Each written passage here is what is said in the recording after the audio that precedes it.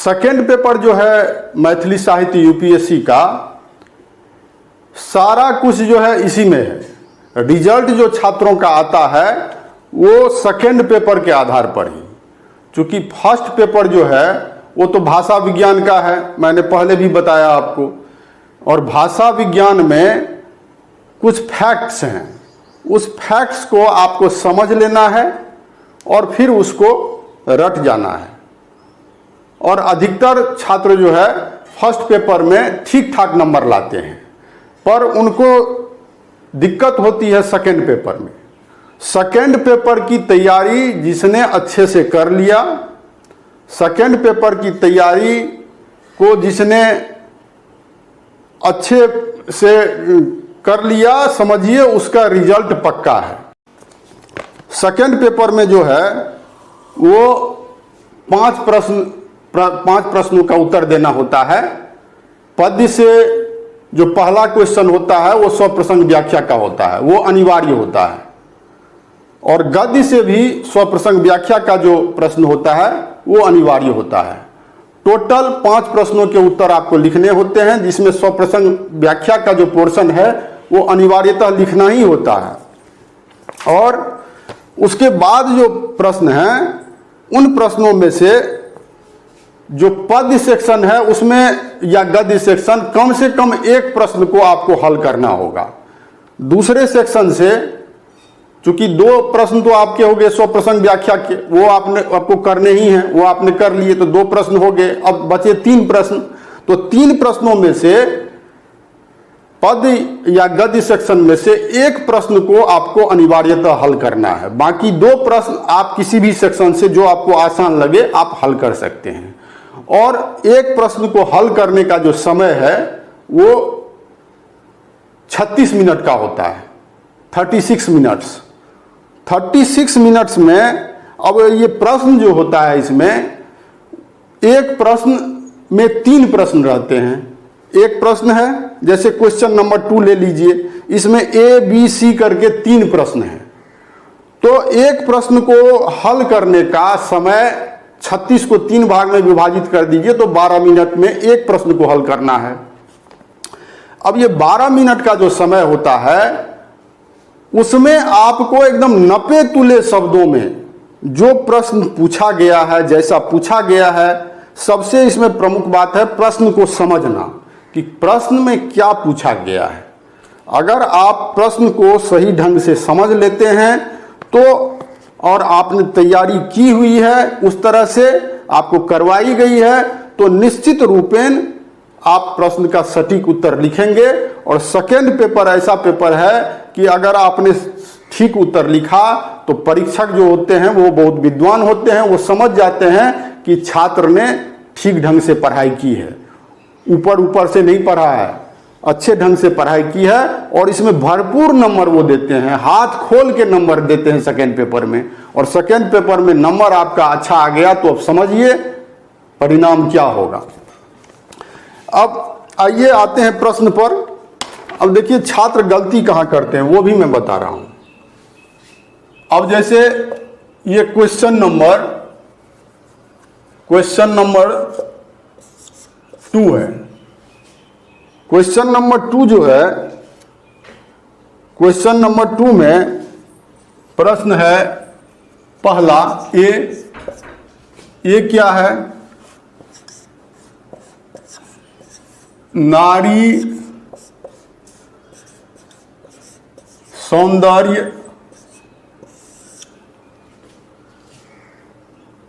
सौंदर्यक जे चित्रण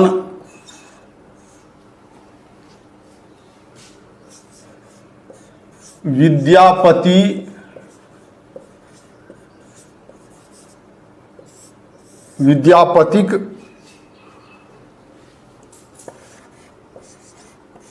पदावली में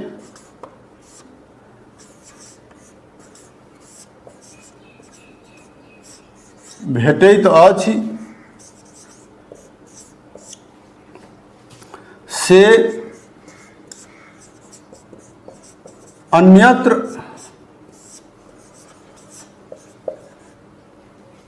दुर्लभ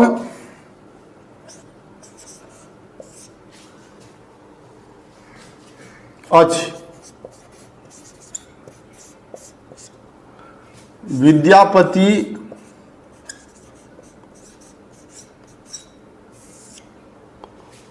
गीत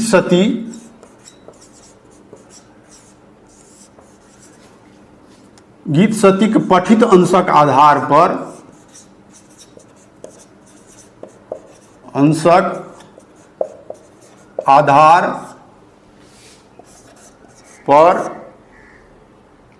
यही उक्तिक विश्लेषण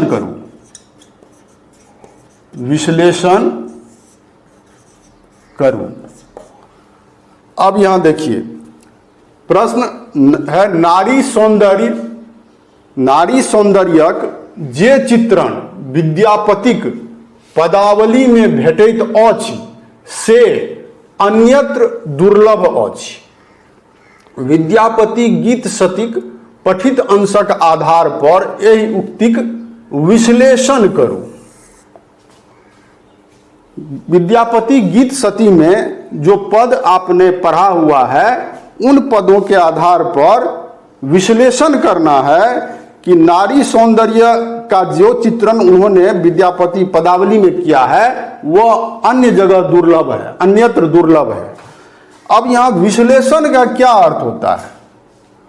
देखिए प्रश्न का उत्तर जो है इस प्रश्न में ही छिपा हुआ है। विश्लेषण करने के लिए कह रहा है, तो विश्लेषण का अर्थ होता है छानबीन करना। प्रश्न में जो निहित वाक्य है, जो कथन है, उसकी छानबीन करना, साथ ही प्रश्न में निहित एक एक तथ्य पर अनुसंधान करते हुए, एक एक तथ्यों का अनुसंधान करते हुए निष्कर्ष निकालना, यह होता है विश्लेषण का अर्थ। यही चीज इसमें पूछ रहा है, पर छात्र इसमें कर क्या देते हैं? वर्णन कर देते हैं। अब ये नारी सौंदर्य का जो चित्रण किया गया है विद्यापति की पदावली में, उसका वर्णन करने लगते हैं। और वर्णन करने लगते हैं उसमें नारी सौंदर्य से संबंधित जो उनके पद सब हैं, कामनी करे स्नाने, पल्लव राज चरण युग शोभित, ये सब पद जो है वो डाल करके फिर उसका वर्णन करने लगते हैं कि ऐसा सुंदर वर्णन जो है कहीं नहीं है, इतना सुंदर वर्णन जो है जो नारी सौंदर्य का उन्होंने अपने पदावली में किया है वो कहीं पर नहीं है, और इस तरह जो है ये अन्यत्र दुर्लभ नहीं है। तो ये इस तरह से अगर आप लिखेंगे तो अगर ये मान लीजिए 15 मार्क्स का क्वेश्चन है, 15 मार्क्स का क्वेश्चन है, तो इसमें आपको 7.5 नंबर मिलेगा, इससे ज्यादा नहीं मिलने वाला है। इसी तरह की गलती छात्र करते हैं, इसको डिस्क्राइब करने लगते हैं क्वेश्चन को, और ये प्रूव करने लगते हैं कि ये जो है विद्यापति का जो पद है सौंदर्य से संबंधित, नारी सौंदर्य, वो अन्यत्र नहीं है। पर इसका ये उत्तर नहीं होगा। विश्लेषण का मैंने जो आपको बताया कि विश्लेषण यहाँ ये पूछ रहा है, इसमें जो कथन है उसकी छानबीन कीजिए, उस पर अनुसंधान कीजिए, और तब आप निष्कर्ष निकालिए कि ये सही कथन कितने हद तक है, ये कथन जो इसमें दिया गया है। क्योंकि आप जो हैं वो यूनिवर्सिटी के छात्र नहीं हैं। यूनिवर्सिटी की परीक्षा अगर आप देते हैं, कॉलेज की परीक्षा देते हैं, उसमें अगर आप इस तरह से लिख दीजिएगा तब भी आपको नंबर मिलेगा। पर आप एक प्रशासक की परीक्षा देने जा रहे हैं, प्रशासक बनने जा रहे हैं, तो प्रशासक में क्या गुण होना चाहिए? वो कोई भी चीज जो उसके सामने आए उसका अनुसंधान करे, उसके एक एक तथ्य की पड़ताल करे, और तब अपना निष्कर्ष डिसीजन ले कि हमको मुझे क्या करना है। तो इसी तरह से प्रश्न जो है वो साहित्य के पेपर में रखे जाते हैं, क्योंकि परीक्षकों का ये जो है वो ध्येय होता है कि आप में प्रशासक के गुण हैं या नहीं। वो इन प्रश्नों के माध्यम से इसकी पड़ताल करना चाहते हैं। केवल इंटरव्यू में ही व्यक्तित्व परीक्षण नहीं होता है। आप समझें इस चीज को, जो प्रश्न पूछे जाते हैं मुख्य परीक्षा में, उसमें भी ये आपको ये चीज रहता है कि आप में प्रशासक के गुण को ढूंढ के निकाला जाए। तो इसमें कह रहा है विश्लेषण करने। अब इस प्रश्न का उत्तर आपको कैसे लिखना है? इस प्रश्न का उत्तर लिखने के लिए आपको नारी सौंदर्य से संबंधित मैथिली साहित्य में अन्य कवि जिनकी रचनाएं हैं उनको भी देखना है। अगर किसी कवि की रचना विद्यापति के जैसा है या विद्यापति से बेहतर है श्रृंगारिक पद के संदर्भ में, नारी सौंदर्य के संदर्भ में, तो उसका आपको रखना है तथ्य। इसके अलावा मैथिली भाषा साहित्य के अतिरिक्त अन्य भाषा साहित्य में, जैसे संस्कृत साहित्य में, हिंदी साहित्य में कोई कवि अगर ऐसे हुए हैं जिन्होंने नारी सौंदर्य पर अपनी रचनाएं की हैं, तो उसकी तुलना विद्यापति की रचना से करनी है। आपको संस्कृत साहित्य के विद्वान का उदाहरण देना है कि उन्होंने ये फलानी अपना रचना में नारी सौंदर्य से संबंधित, अब दोनों में अंतर भी आपको दिखाना है कि उसमें क्या अंतर है और विद्यापति ने जो रचना की है उसमें, क्योंकि प्रश्न यह पूछ रहा है कि अन्यत्र दुर्लभ है, वो बहुत ही दुर्लभ है, अन्यत्र तो मिलेगा ही नहीं, कहीं एक आध मिल जाए। फिर हिंदी साहित्य में भी आपको दिखाना है, अगर हिंदी साहित्य में कोई कवि हैं जिन्होंने श्रृंगारिक रचना की है नारी सौंदर्य पर और विद्यापति से बढ़िया किया है या विद्यापति के जैसा किया है, या विद्यापति और उनकी रचना में क्या अंतर है, क्योंकि अनुसंधान करना है आपको। इसमें इस प्रश्न में एक एक तथ्य को जो है वो छानबीन करना है और छानबीन करके तब आपको अपना निष्कर्ष देना है कि विद्यापति के जो श्रृंगारिक पद है नारी सौंदर्य पर, उसमें क्या चीज है, उसमें क्या विशेष बात है। तब ये इस प्रश्न का उत्तर हुआ, सटीक उत्तर। तब आपको इसमें नंबर अच्छे मिल जाएंगे। पर इतना तो समझ में किसी को आता नहीं है, बस प्रश्न देखा और बस नारी सौंदर्य का वर्णन विद्यापति का करना शुरू कर दिया। अब देखिए ये दूसरा प्रश्न जो है, दूसरा प्रश्न यानी कि दूसरा का बी देख लीजिए। इसमें क्या है, ये क्या पूछा गया है।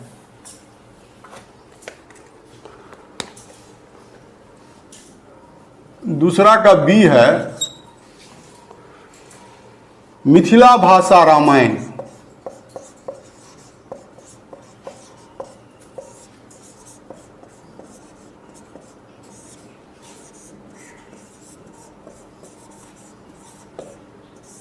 मिथिला भाषा रामायण भक्ति काव्य।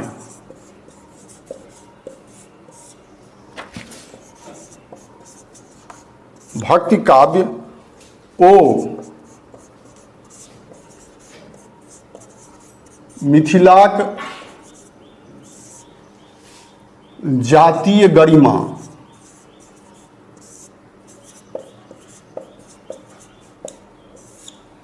जातीय गरिमाक समवेत,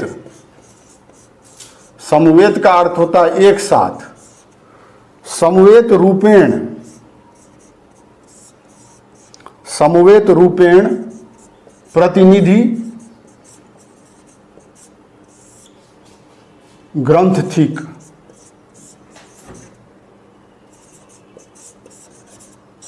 विवेचन करो।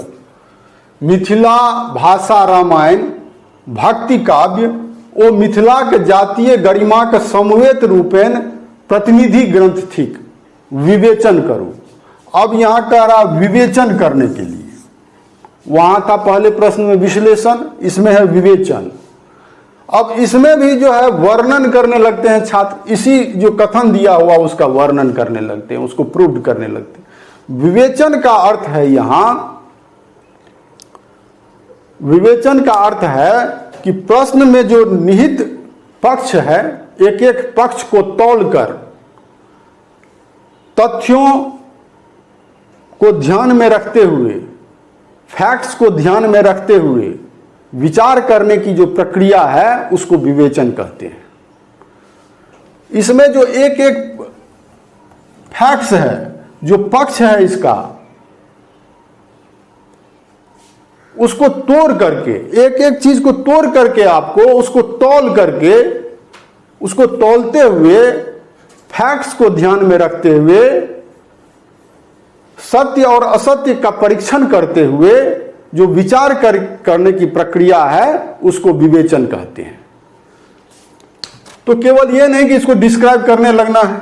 अब इसमें है मिथिला भाषा रामायण भक्ति काव्य। अब देखिए इसी में इसका आंसर छुपा हुआ है, भक्ति काव्य। वो मिथिला का जातीय गरिमा। अब ये भक्ति काव्य है, ये तो स्पष्ट है भक्ति काव्य है। और मिथिला का जातीय गरिमा जो है मिथिला की, वो ये तत्व जो है किन अर्थों में इसमें निहित है मिथिला भाषा रामायण में। जातीय गरिमा, मिथिला की जातीय गरिमा किन अर्थों में है वो आपको इसमें दिखाना होगा। और ये जो दोनों इसमें पॉइंट्स हैं, भक्ति काव्य और मिथिला के जातीय गरिमा, ये समवेत रूप से एक साथ मिला जुला करके ये इसको प्रतिनिधि ग्रंथ जो है ये मिथिला भाषा रामायण है। इसका मतलब ये इस दोनों फैक्ट्स का ये ग्रंथ प्रतिनिधित्व करता है, रिप्रेजेंट करता है इसको, मिथिला की जातीय गरिमा और भक्ति काव्य को। ये आपको विवेचन करना है। विवेचन का मतलब मैंने आपको बताया कि प्रश्न में जो निहित वाक्य है, जो कथन है, उसके एक एक पक्ष को तौलते हुए, फैक्ट्स को ध्यान में रखते हुए फिर आपको उस पर विचार करना है और वो लिखना है। तो मिथिला की जातीय गरिमा किन अर्थों में है, क्या क्या चीज उसमें झलकता है मिथिला की जातीय गरिमा को रिप्रेजेंट करने के दृष्टिकोण से, और भक्ति काव्य किन अर्थों में है, कैसे है वो भक्ति काव्य। तो इसमें भी आपको जो राम काव्य मैथिली साहित्य में लिखा गया है, अन्य जो रचना हुई है जैसे रामेश्वर चरित रामायण, उसको भी ध्यान में रखना है और फिर इसमें देखना है कि भक्ति काव्य ये कैसे है। तो इस तरह से इसका उत्तर लिखा जाएगा, ऐसे ही नहीं कि इसको जो है वर्णन करने लगना है। विवेचन करने के लिए कह रहा है। प्रश्न के की पॉइंट्स को देखिए कि क्या पूछा जा रहा है। जो पूछा जा रहा है बस उतना ही लिखना है। आपको समय ही नहीं है, अवकाश ही नहीं है इधर उधर की बातें लिखने के लिए। एकदम टू दी पॉइंट आंसर आपको लिखना है, क्योंकि समय आपके पास कितना है, मात्र 12 मिनट। 12 मिनट में आपको लिखना है। अब देखिए सी जो है, सी क्या है, वर्णन विस्तारक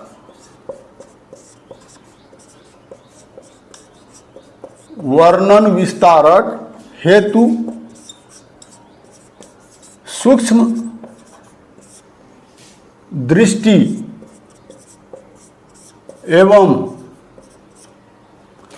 प्रांजल वचो विन्यास। अब आप साहित्य के छात्र हैं तो इन शब्दों का अर्थ भी आपको पता होना चाहिए। प्रांजल का क्या अर्थ होता है, वचो विन्यास का क्या अर्थ होता है। जब आपको अर्थ पता रहेगा तभी तो आप प्रश्न की आत्मा में घुसिएगा।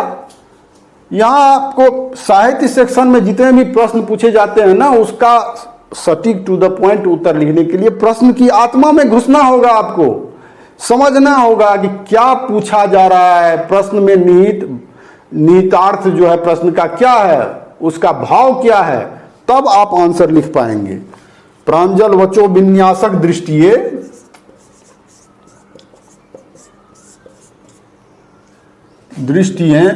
कीचकवध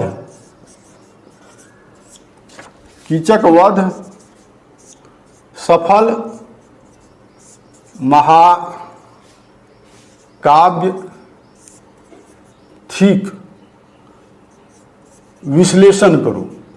इसमें भी कह रहा है विश्लेषण करने के लिए, एनालाइज करने के लिए। तो विश्लेषण का अर्थ मैंने आपको बता दिया पिछले प्रश्न में।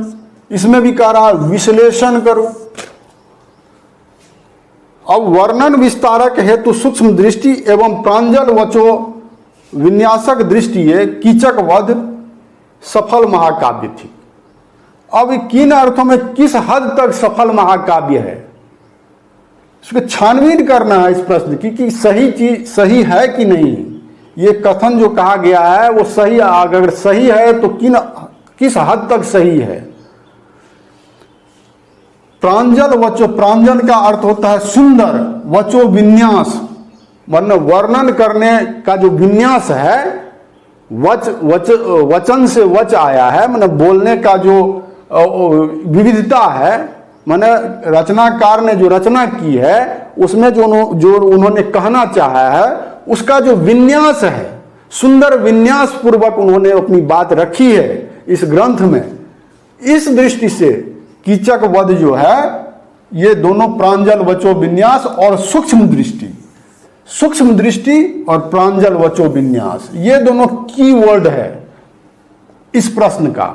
और फिर इसी कीवर्ड को ध्यान में रखते हुए ये सफल महाकाव्य है या नहीं उसका विश्लेषण करना है।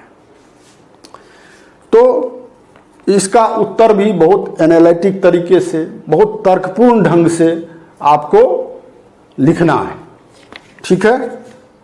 अब तीसरा प्रश्न देखिए कितना आसान है, कहीं भटकने की जरूरत ही नहीं है, इधर उधर कहीं भटकने की जरूरत नहीं है। मैथिली के छात्रों की आज की तारीख में जो स्थिति है ना, वो इसलिए है कि वो भटकते बहुत ज्यादा हैं। एकदम जो है आपको फोकस रखना है कि हमें क्या करना है, क्या पढ़ना है, कैसे पढ़ना है, इस पर नहीं जाते हैं और भटकते रहते हैं। अब देखिए तीसरा प्रश्न जो है वो बहुत ही आसान है। गोविंद दास का जो गोविंद भजनावली है उस पर पूछा गया, उसी से लिया गया है। गोविंद दासक काव्य नारिकेल फलक सदृश, नारिकेल फलक सदृश होइतहु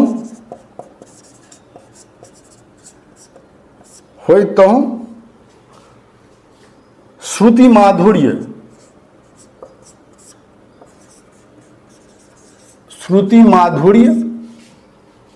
सो परिपूर्ण अछि। गोविंद दासक काव्य नारिकेल फल सदृश होइतहु श्रुति माधुर्य से परिपूर्ण अछि। गोविंद दास भजनावली वलिक पठित अंशक आधार पर यही उक्तिक विश्लेषण करो। इसको भी कह रहा है विश्लेषण करने के लिए, विश्लेषण करो। अब देखिए इसमें क्या क्या कीवर्ड्स हैं। नारिकेल फल सदृश और श्रुति माधुर्य से परिपूर्ण, जो सुनने में सुंदर लगे, श्रुति माधुरी करता है नारिकेल। इसी दोनों पॉइंट को आपको इसमें दिखाना है कि कैसे वो नारिकेल फल सदृश है। और नारिकेल फल सदृश का जो अर्थ होता है, अगर आपने पढ़ा होगा तो आपको पता होगा कि कैसे नारिकेल फल सदृश इनका पद होता है। और श्रुति, उसके बावजूद भी ये श्रुति माधुर्य है, श्रुति माधुर्यता है, सुनने में बहुत कर्णप्रिय लगता है। इनका पद जब हम पढ़ते हैं तो मन में सुंदर भाव उत्पन्न होता है, और जब पद पढ़ के कोई सुनाता है तो कानों में जब उसकी ध्वनि पड़ती है तो बहुत ही सुंदर लगता है सुनने में। नारिकेल फल सदृश कैसे है इनका पद, और उसके बावजूद भी श्रुति माधुर्य से परिपूर्ण है, तो इसको कह रहा है लिखने के लिए। तो गोविंद दास पर जो भी प्रश्न पूछे जाते हैं बहुत ही आसान होते हैं, और गोविंद दास पर अगर प्रश्न पूछे गए, उस प्रश्न को आपने लिखा तो परीक्षक आपको नंबर देगा ही देगा। आपने अगर लिखा है ठीक से और आपने पढ़ा है, इसको इसकी कक्षा आपने ली है, पढ़ा है, समझा है, तो इसमें आपको नंबर काटने का कोई गुंजाइश ही नहीं है। इसमें नंबर आपको देगा ही देगा और भरपूर नंबर गोविंद दास पर प्रश्न पूछे जाते हैं, छात्र लिखते हैं तो मिलते हैं उनको। अब आइए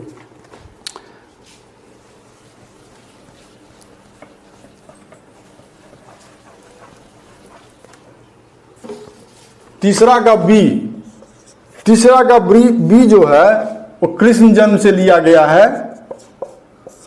कृष्ण जन्मक, ये भी बहुत ही आसान प्रश्न है। कृष्ण जन्मक कथानक में मैथिल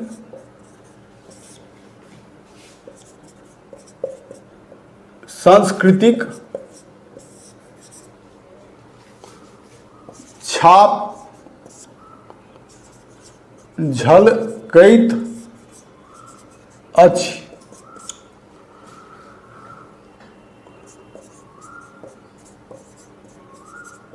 सोदाहरण विवेचन करो। इसको भी कह रहा है विवेचन करने के लिए। अब कृष्ण जन्म का जो कथानक है, जो कथा है उसमें, कृष्ण जन्म में, उसमें मैथिल संस्कृति की छाप जो है वो झलकती है। और कहाँ झलकती है, कैसे झलकती है, सबका उदाहरण देना है। सोदाहरण, उदाहरण के साथ उसका विवेचन करने के लिए कहा है। बहुत ही आसान प्रश्न है ये भी।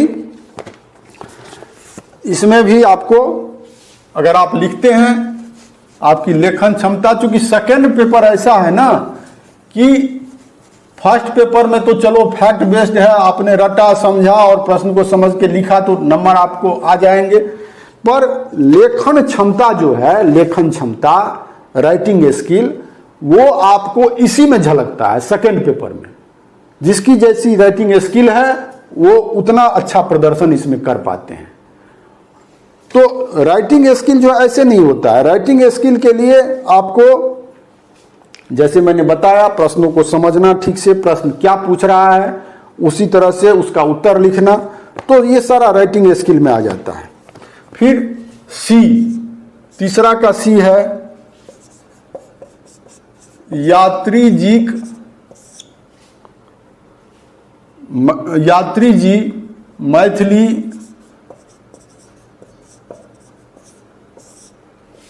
काव्यधारा के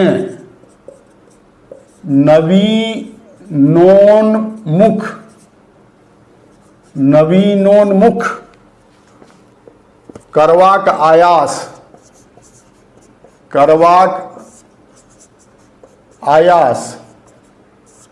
का मतलब प्रयास, नवीनोन्मुख का मतलब नवीनता की ओर उन्मुख, नवीनता की ओर उन्मुख आयास, संवेदनात्मक एवं व्यंग्यात्मक रूपें चित्रा में कयने छथि। विवेचन करो, इसमें भी कह रहा है विवेचन करने के लिए। अब देखिए प्रश्न का कीवर्ड्स, काव्य धारा के नवीनोन्मुख करवाक आयास, संवेदनात्मक एवं व्यंग्यात्मक रूपें चित्रा में कहने छथि। मैथिली काव्य धारा को नवीनोन्मुख, नवीनता की ओर उन्मुख, मतलब इसमें प्रश्न में क्या है भाव, तो मैथिली काव्य धारा में पहले क्या चल रही थी, क्या प्रवृत्ति थी, और उसको जब मैथिली साहित्य में जब यात्री आए तो पहले जो परंपरा थी काव्य रचना की, वो प्राचीन परंपरा से हट करके नवीनता की ओर मैथिली काव्य धारा को कैसे उन्होंने उन्मुख किया, उन्होंने क्या अपना उसमें विशेष योगदान दिया, जिससे मैथिली काव्य धारा नवीन दृष्टिकोण से परिपूर्ण हो गई, नवीनता की ओर उन्मुख हो गई। तो इसमें आपको यात्री से पहले जो कवि हुए हैं उनकी रचनाओं को भी ध्यान में रखना होगा, उसका भी इसमें जो है दिखाना होगा कि इससे पहले किस तरह की रचनाएं होती थी और किन अर्थों में किस हद तक क्या क्या उसमें जो है मैथिली काव्य धारा में यात्री ने नवीनता लाई। और इनमें इसमें जो चित्रा है, चित्रा जो इसकी रचना है, उसमें उस चित्रा को ध्यान में रखते हुए आपको नवीनता को दिखाना है कि प्राचीन में रचनाएं, प्राचीन काल में उनसे पहले जो रचनाएं हुई थी उसमें क्या है और इसमें नवीनता क्या क्या है। और इसका जो प्रयास उन्होंने किया है नवीनता की ओर उन्मुख करने का, वो संवेदनात्मक और व्यंग्यात्मक रूप में किया है चित्रा में। तो संवेदनात्मक का अर्थ क्या होता है? संवेदनात्मक का अर्थ होता है, संवेदना का अर्थ दूसरों के प्रति, दूसरों के दुख के प्रति पीड़ा का अनुभव करना, दूसरों के प्रति सहानुभूति का भाव। अपनी पीड़ा से तो हर व्यक्ति पीड़ित होता है, अपनी पीड़ा, अगर कोई दुख और तकलीफ उसको रहती है तो उसको समझता है कि अरे इस तरह से मुझे तकलीफ हुई थी। लेकिन समाज में रह करके अपने अगल बगल के लोगों की जो पीड़ा है, उसका जो दुख है, उसको समझना और उसके प्रति सहानुभूति रखना, ये हुआ संवेदना। तो चित्रा में किस हद तक है, किन अर्थों में है और कहाँ कहाँ है, और व्यंग जो है वो कहाँ कहाँ है, किन किन उनकी रचनाओं में व्यंग है। तो इन दोनों को आपको दिखाना है और फिर उसका विवेचन करना है, तब आप इसका उत्तर जो है आप सटीक आपका हो जाएगा। लेकिन इसमें क्या है कि संवेदनात्मक का लिखना शुरू कर देंगे, विलाप में संवेदना है, बूढ़ वर में है, व्यंग है, ये है वो है, लिख करके छात्र क्या कर देते, अधिकांश छात्र इसी तरह से लिख देते हैं, वर्णन करने लगते हैं। तो उसका वो सटीक उत्तर नहीं हुआ तो फिर आपको अंक जो है आधा मिलेगा, आधा अधूरा मिलेगा, पूरा अंक नहीं मिलेगा। अब ये अगला प्रश्न जो है तीसरा का, चौथा का, अब आ गया चौथा प्रश्न। पद्य सेक्शन का ये चौथा प्रश्न जो है उसका ये है मिथिला भाषा रामायण। मिथिला भाषा रामायण एवं रमेश्वर चरित रामायण। रमेश्वर चरित रामायण में भिन्नता का दर्शावैत, इसमें भिन्नता को दर्शाना है। दोनों में क्या क्या भिन्नताएं हैं, भिन्नता के दर्शावैत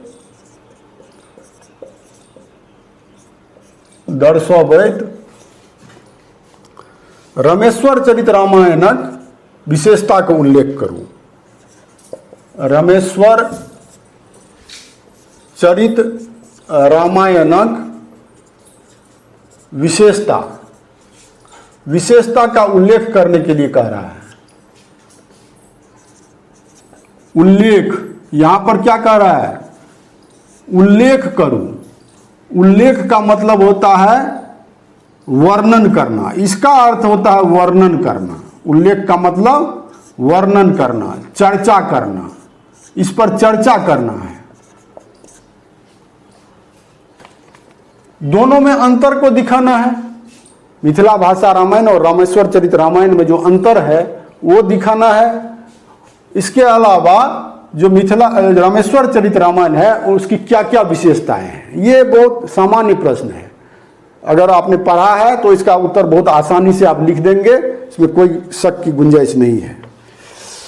अब फिर अगला प्रश्न है जो चौथा का बी है, उसमें देखिए क्या है। चौथा का बी है समकालीन मैथिली कविता। समकालीन मैथिली कविता में संकलित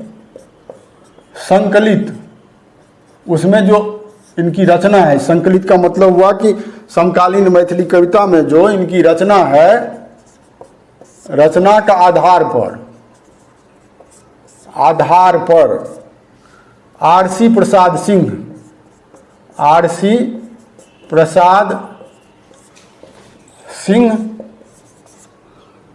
सिंहक व्यक्तित्व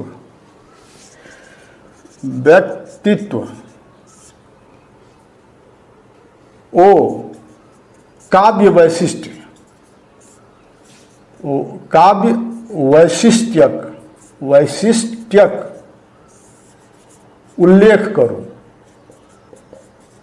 उल्लेख करूं।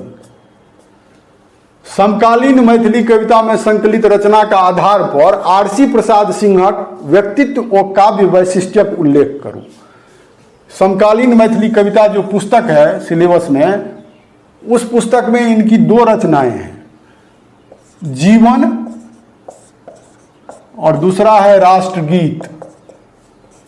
ये दोनों कविताएं हैं। इसमें अन्य कवियों की कविताएं भी हैं, पर इनकी ये 2 ही कविताएं हैं। तो इसके आधार पर, इनकी जो 2 कविताएं इसमें है, इसके आधार पर आरसी प्रसाद सिंह का जो व्यक्तित्व है और उनका जो उनके काव्य रचना की जो विशेषताएं हैं, उनकी शैली की जो विशेषताएं हैं, उसका वर्णन करने के लिए कह रहा है। उल्लेख करना का मतलब वर्णन करना, उसको डिस्क्राइब करना है। तो इसमें क्या है, अधिकांश छात्र क्या करेंगे, तो इसी को ध्यान में रखते हुए इसका वर्णन करने लगेंगे। पर प्रश्न में यह है कि उसको आधार मानते हुए उसको आधार बनाना है। इसको आधार तो यही रहेगा, आधार इसको रखते हुए इनकी जो अन्य रचनाएं हैं, इन दोनों के अलावा उन सब में इनका क्या काव्य वैशिष्ट्य क्या है, उसको भी लिखना है। केवल इसी दोनों पर नहीं, उन रचनाओं में इनका जो है काव्य वैशिष्ट्य क्या है। राष्ट्रगीत तो है ही, और जीवन और राष्ट्रगीत जो है वो तो है ही। इसके अलावा जो अन्य रचनाएं इन्होंने किया है, उन सब का भी उल्लेख करना है। और इनमें इनकी रचनाओं में इनका किस तरह का व्यक्तित्व उभरता है, कैसा व्यक्तित्व है, क्योंकि किसी भी रचनाकार के व्यक्तित्व की छाप उसकी रचनाओं में झलकती है। तो उसको दिखाना है आपको कि किस तरह का व्यक्तित्व है इनका, किस तरह की रचनाएं करती हैं, कैसे इनके व्यक्तित्व की छाप जो है इनकी रचनाओं में झलकती है, और इनकी कविताओं का क्या वैशिष्ट्य है, क्या विशेषता है। ये हुआ संपूर्ण आंसर। केवल ये जीवन और राष्ट्रगीत को ही ध्यान में रख करके आपको वर्णन नहीं करना है। ये तो आधार हुआ, आधार के अलावा अन्य रचनाओं का भी वर्णन और इसकी विशेषताओं का वर्णन करना है। और सी देखिए, सी है दत्तवती से लिया गया है महाकाव्य से, जो सुरेंद्र झा सुमन की रचना है। दत्तवती महाकाव्य में दार्शनिकता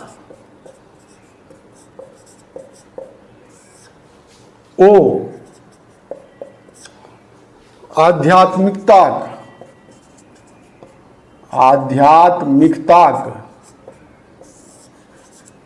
काव्यात्मक अभिव्यक्ति भेल अछि। काव्यात्मक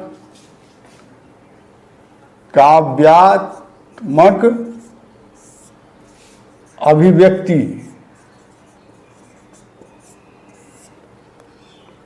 भेल अछि। पठित अंशक आधार पर, अंशक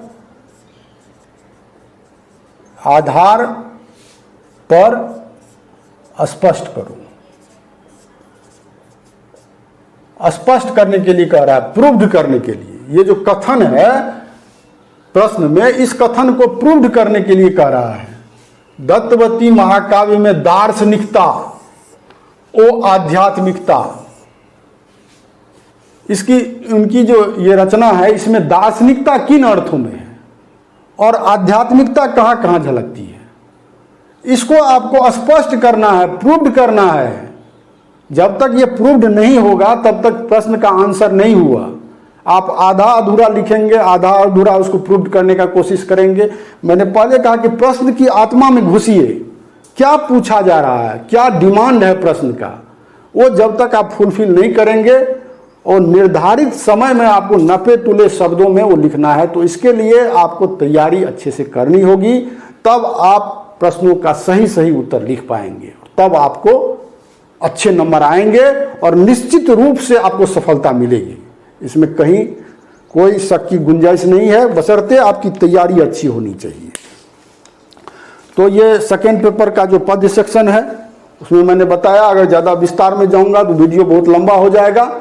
और अगले वीडियो के लिए आप इंतजार कीजिए, मेरा अगला वीडियो आएगा। चैनल को सब्सक्राइब कर लीजिए और कोई आपको अगर पूछताछ करनी हो, कोई आपको मन में कोई प्रश्न हो तो आप कमेंट सेक्शन में कमेंट करके भी पूछ सकते हैं और मुझे डायरेक्ट कॉल करके भी जानकारी ले सकते हैं।